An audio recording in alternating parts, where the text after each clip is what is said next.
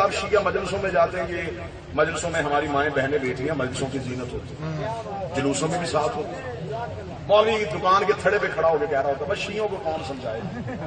اسلام پردہ سکھاتا ہے، عورت کو 4 دیواری کے اندر رہنے کا حکم ہے، ان کی عورتیں مجلسوں میں جلوسوں میں ساتھ چلی جاتی ہیں۔ یہ جتنی مجلسوں میں آتی ہے مولوی صاحب، یہ مجلس میں کسی کی ماں،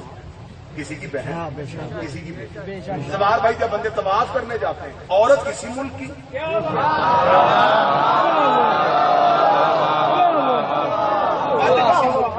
وہاں کاندھے کے ساتھ کاندھا لگ رہا ہو، وہاں بھی مولوی غیرت کرے کعبے کے دروازے کے سامنے ہاتھ ملا کھڑا ہو جائے، نہیں میرے اللہ،